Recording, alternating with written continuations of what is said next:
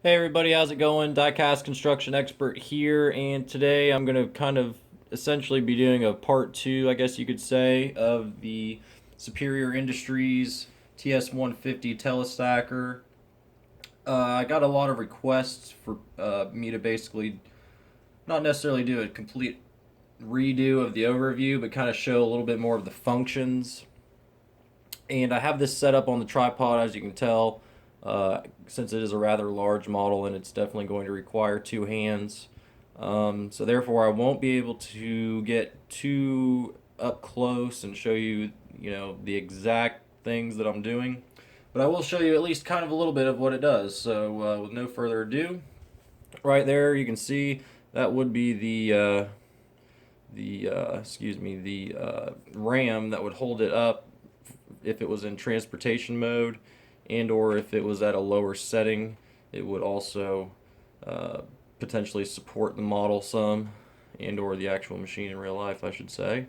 Right down here we have basically a bundle of wires that is really there for essentially power reasons.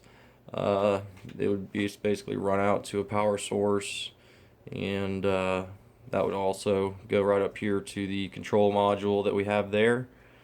Um, if you watched the overview video, you noticed that I mentioned that these wheels right here are what makes it rotate 360 degrees and or 180, however you're working. So they do fold up. Right now, I just have a little paper clip stuck in there. I don't know if you can see that too terribly well. It's just a standard paper clip, nothing too crazy. There are plenty of pins that come with the model. I just decided to use paper clips because they're a little bit easier to pull out, and I won't necessarily get upset if I lose a quarter piece of a paper clip. I will just go break another one and it'll be fine. Um, so you take that out, and then these side wheels come on up for transportation like so. Um, Let me see here. I don't want to have to eat my words here, so I'm going to try to double check everything before I just go. Um, Let me see here. I think no, there is a pin in here somewhere. Um, there we go. There is a pin. It actually doesn't go into the RAM. It actually goes into. You won't be able to see it, but there's a tiny little hole right above my finger right there. I guess you can see it. That's pretty cool. That little hole right there is where one of the pins is going to go, and you can obviously adjust it for different height settings and so forth. But right now, it is obviously all the way down, and it is essentially ready for transport. There are one or two tiny little things that you have to add. I really don't know what one of them are. I'll show it to you here though real quick. And I have no idea what this goes to. I'm assuming that it's kind of like maybe a shower head to shower the material as it goes up the conveyor so it's not getting too dusty, or I really don't know what it does. If there's anybody out there that knows, please let me know because I don't know, obviously. And the only other secondary attachment that it comes with, struggling to get out of the bag a little bit, is just this hitch right here. Nothing too fancy, just a little hunk of metal. Obviously that would attach to the front of the conveyor, and whatever well-equipped truck you have would be able to pull it away. This model, I mean, I never really anticipated it being nearly as big as it is. It really is a huge model. I'll just kind of try to give you a little bit of an idea,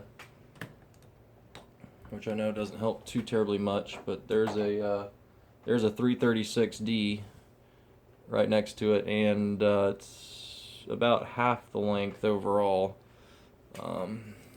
Even with the arm fully extended, I mean it's still about only about, I don't know, 65% of the length. So it's a huge model, and that doesn't even account for the the other conveyor that extends another long ass ways out. Um, but other than that, I mean, that's pretty much the only things you need to do. I mean, these the jacks right here, they have a pin location on either side to where it would hold itself up, like so, for whenever it's getting ready to hit the road. And really, guys, that's it. I mean, it has a ton of detail that are really, really nice. There are a few little rivets that you can see here and there, and there are a few little things like that that they could have very, very easily painted. I probably won't go through the trouble of painting it myself. Um, however, it's a very nice model. It I got it mine for a bit of a discount. Um, I don't know exactly what they retail for. Usually, I think around $500 to $600, including the truck. I did get a truck with mine.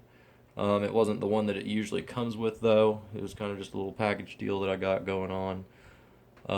So I got my truck and this for under $300. Unless you can do a deal like that, I really don't think it's worth the $500 or $600 that they ask for it online.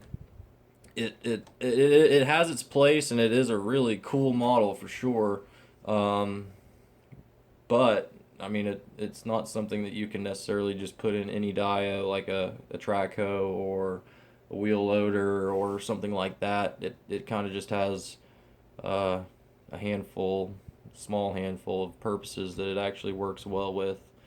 Um, but other than that, that's really it, guys. I'm sorry that I couldn't really get too up close and personal. I tried to make this one as non-shaky as possible.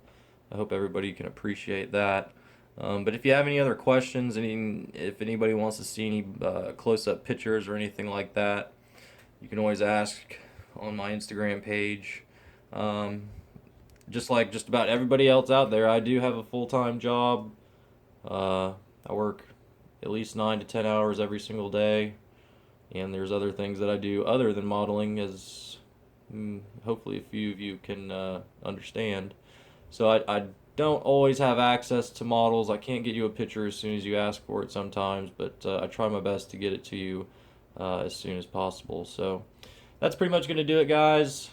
I hope that everybody liked this video. If you did, please like, subscribe, and always feel free to comment. I really appreciate all the feedback everybody gives. Without that, I don't know what I'm doing. Everybody kind of helps to give me an idea of what I need to do, and I really appreciate that. Every little bit of feedback really helps, and it's very appreciated for sure. Without y'all, this would basically be nothing. I basically have done this whole entire thing for everybody. But that's it, guys. If you like this video, like I said, please like, subscribe, and comment. And the next review might be of that new pump truck you see back there. But just kind of trying to show everybody a little bit of what's going on. Not too terribly much. I would show you all the display cabinets, but they are out of my camera's reach, and I don't want to have any shake in this one video, please, just one. So that's going to do it, guys. Like I said, if you like everything, please like, subscribe, and comment, and always check me out on Instagram at diecast construction expert. And that's going to do it, guys. We'll see y'all in the next video.